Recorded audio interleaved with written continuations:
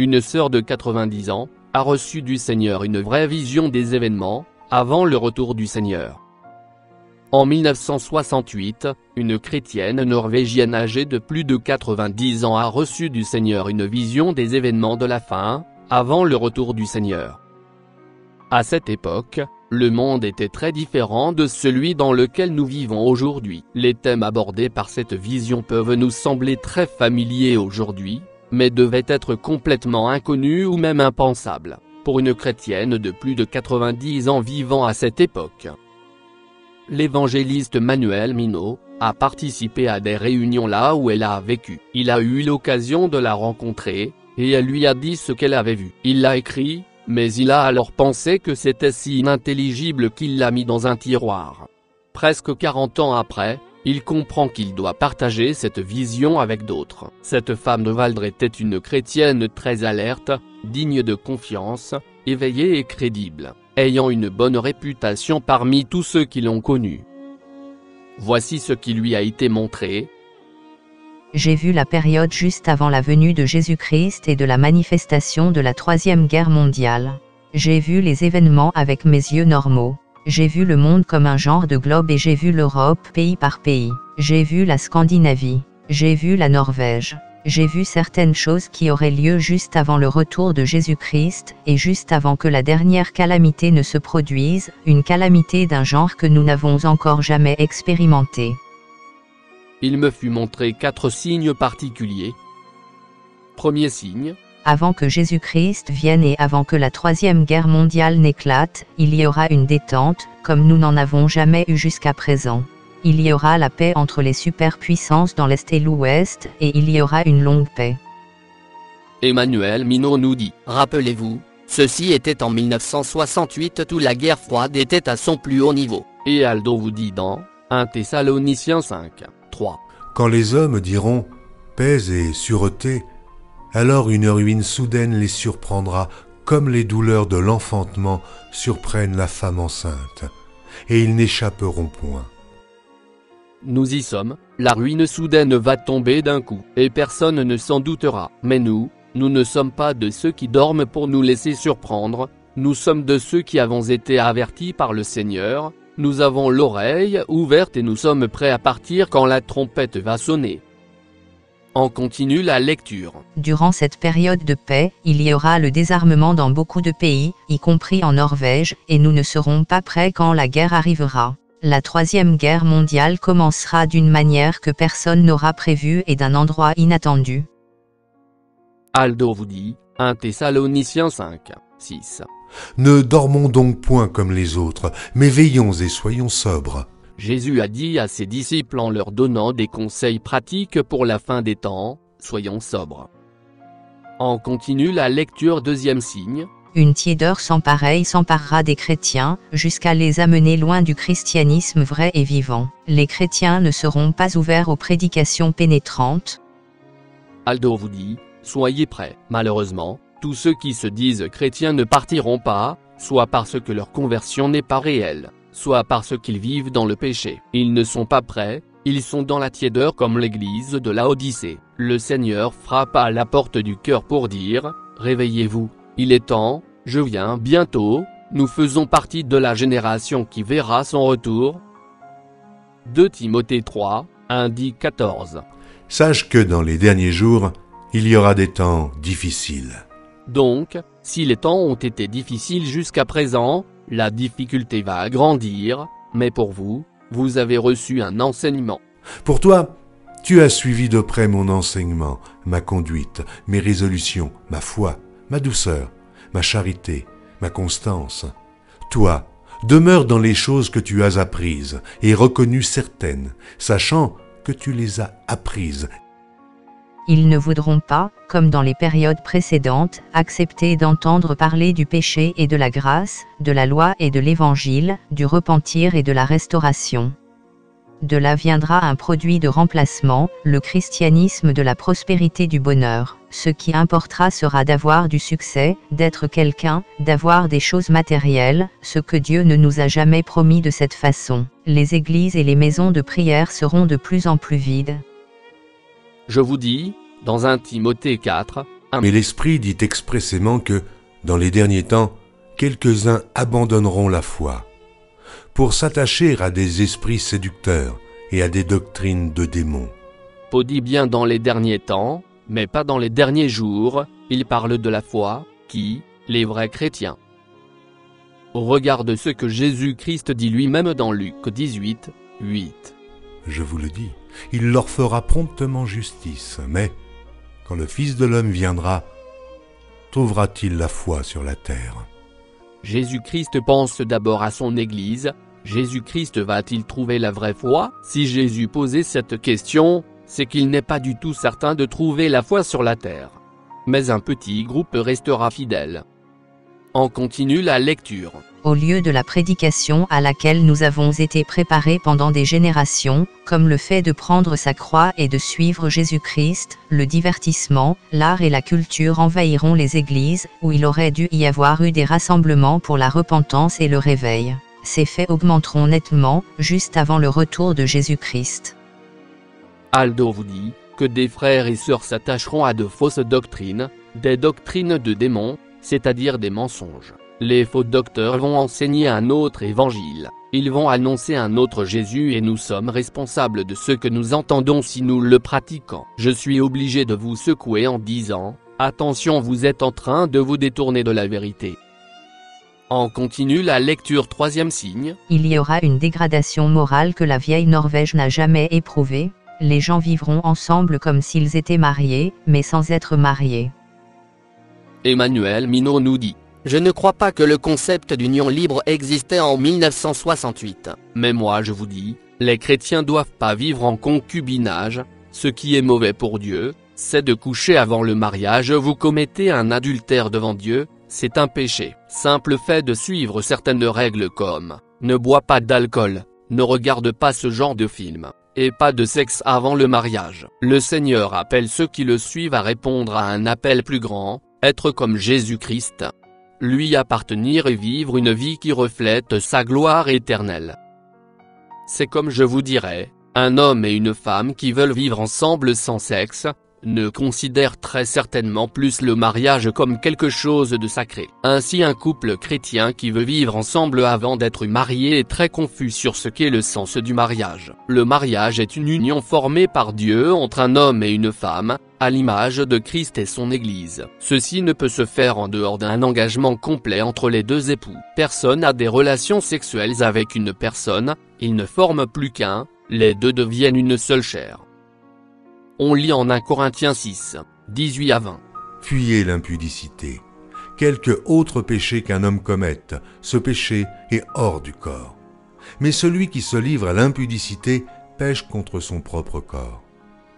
Ne savez-vous pas que votre corps est le temple du Saint-Esprit, qui est en vous, que vous avez reçu de Dieu, et que vous ne vous appartenez point à vous-même, car vous avez été rachetés à un grand prix.